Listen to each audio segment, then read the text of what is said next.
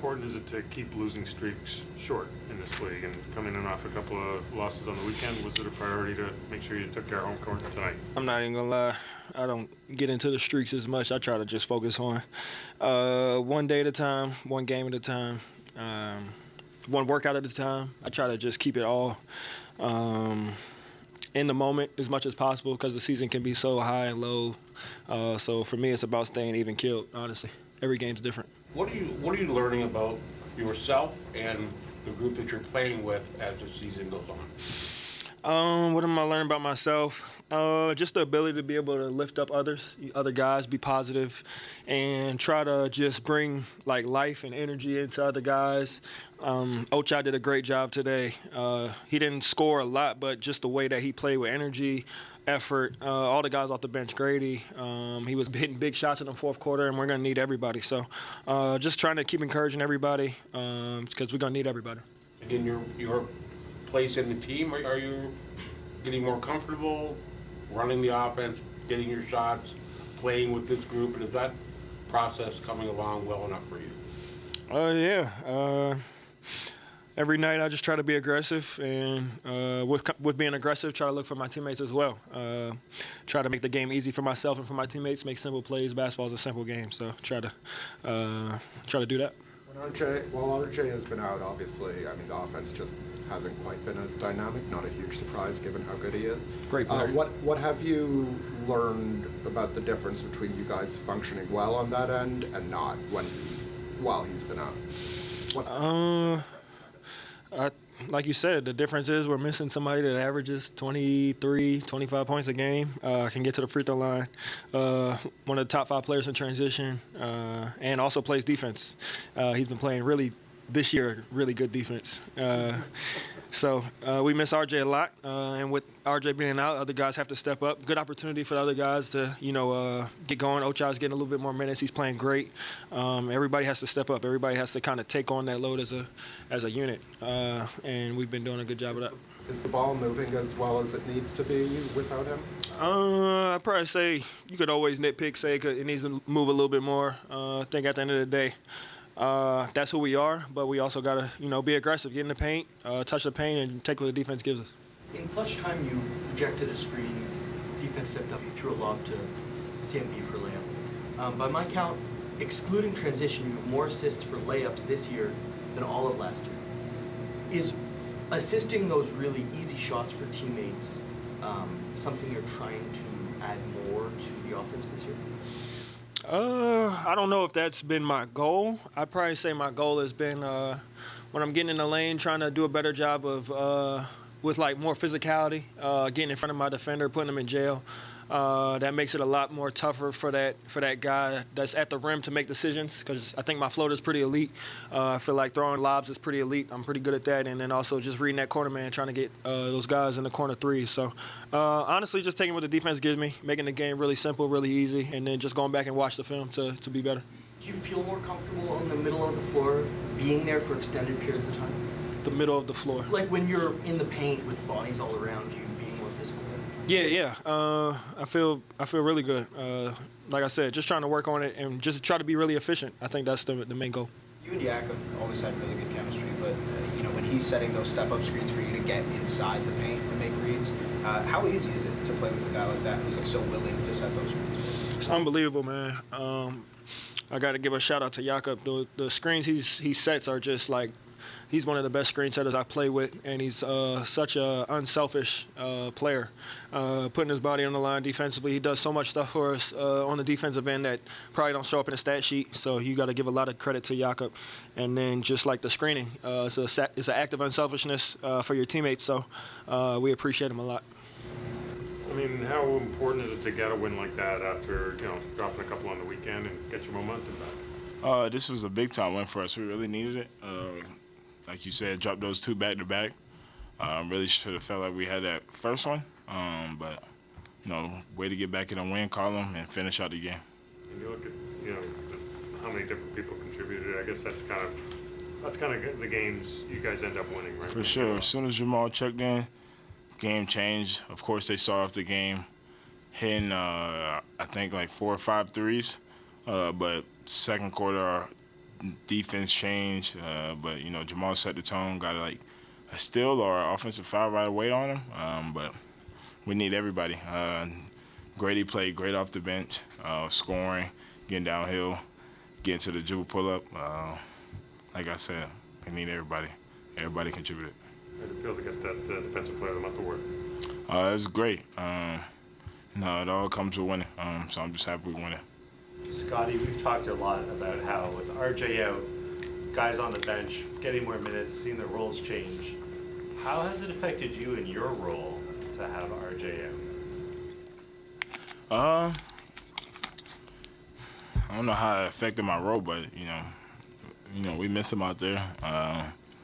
Stuff that he does for our team with the attacking the rim, being able to get out in transition, lead a fast break.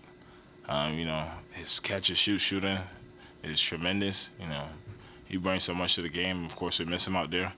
But those guys off the bench and Jacoby coming into that role has been doing a great job of stepping in, playing defense, hitting shots, and he's been taking on that challenge as well. Scotty, how happy are you with your offensive process so far this season? It seems like you're picking your spots really well, whether it's a three ball, attacking inside, transition, all of it seems to be coming together perfectly. It just all starts with being aggressive and, driving the ball, getting downhill. After that, just letting the game come to me. Not really forcing things. We run a lot of sets and, I'm usually, just trying to play off the catch whenever the ball comes to me. But going downhill, driving it aggressively, and then just finding reads after that. Before the game, Coach mentioned how happy he's been seeing you develop an understanding of opponents and being willing to take on, different challengers, whatever their size may be, and understand the league. How do you think your process has kind of grown in, studying your opponents and understanding your matchups? I would say probably studying my opponents, really watching film since my first year of college. I think that was the first time I really actually being able to study film and had the tools and the access to be able to study film. But I've been guarding best players since I was a kid. Since high school, middle school, I've always been taking on that challenge. That's been my defensive mindset. No matter who's out there, I'm taking on that challenge. Defense these days. Grady, he's improved a lot, moving his feet, giving us 2 slides. He's doing the effort, what's needed. Getting steals, being active, not letting people attack him. That's what we need from him. That's how he knows he's going to be able to be out there on the floor. So, he's willing to take on that challenge this summer. He still works on it every single practice. So being able to take on that challenge and having that mindset to push yourself. Not a lot of people want to go into practice and just work on defensive slides or try to work on rotations, body up. It takes a lot of physical activity out of you. But he was willing to work on it and challenge himself because he knew he wants to be out there on the floor and help us win. So kudos to Grady. I asked you about the rebounding before the game, and you end up getting more offensive rebounds than them. What does it say about maybe the grit or the determination of your team to win that little battle? That was a big battle for us. Obviously, we talked about it before the game, and we knew who are we facing, and they really match up when it comes to that. So we put a lot of work into it over the course of the game, and we kept them to 9 offensive rebounds, which is big thing against them. When Jamal fed Brandon for the basket, they basically won the game. Is that the kind of emergence of Jamal's game you see? Is seeing the court and seeing the plays develop in front of him? He is, and what he's doing a really good job is making sure that he gets to the paint first. He does a really good job of rejecting in one-on-one or pick and rolls and driving with a little force, and then he commands that attention in the paint, and him playmaking from there is something that's really taking a big step for him. Is this game tonight kind of the perfect example of the way a guy can positively impact a game without shooting the ball? Talking about who? Jamal. Jamal. Jamal, where's Jamal? He did shoot the ball. He just didn't make shots. No, big time. Like his energy in the first half, and he really got us going in that first half. We had a slow start there. They caught fire. They were shooting the ball really well. And when Jamal came in the game, it really gave us energy, and a couple of steals that he had really sparked our offense as well. That's great example, but I don't want to get him spoiled, so I want him to make shots next time. Even before Grady hit the three, I think it was in the fourth quarter, he was doing a lot of the other things that you talk about him doing even when the shot isn't falling. Is that what you're looking to see from Grady on both ends of the floor? And let's be honest when we talk about Grady. Grady is the player that he needs to score. You know, he needs to see the ball going through. He's a scorer. He's a great shooter. And that's very important part of his game. And we want him to take shots, and we're building him to have that type of confidence. But at the same time, he understands, and we understand that for playing in this league and staying in this league for long period of time, you gotta be a two-way player. And he's doing so many little things that it's hard to put it on the box score. He's trying to defend. He has active hands. He's getting steals. He's rebounding the ball pretty well. So we are seeing a lot of progress there as him becoming a complete two-way player. Why did you decide to go back to Jakob when you did? With the 5 fouls and 3 minutes to go, he came in, he got a basket, got 2 big rebounds. What makes it into the process to go back to him then instead of later or earlier? Right.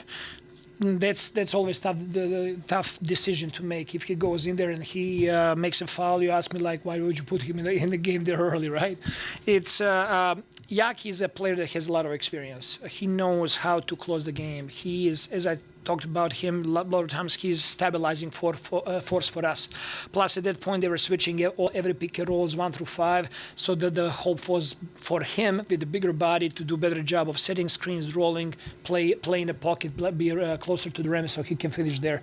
And he did a great job of being force and catching the ball and making shots. At the same time, we found an appropriate matchup for him on the other side of the floor where he can guard as well. Emmanuel's outside, so I'll do the last I know screen assists aren't like the craziest, most awesome stat in the world, but Jakob is near the top of the league when it comes to screen assists. How important is he when it comes to, you know, opening up the game for Quickly, for Scotty, for BI in terms of the screens that he sets for? He's the guy that can do a lot of things, but at the end of the day, he really wants to help the team, whatever that means for the team. If that's setting screens and freeing up his teammates, he's going to do that. If he needs to get the ball in his hands and from him to play make and find guys on cuts, he's going to do that as well. Defensively, we know what he brings to the table, so he's a very, very important player for us. We need him on the court. Thank you.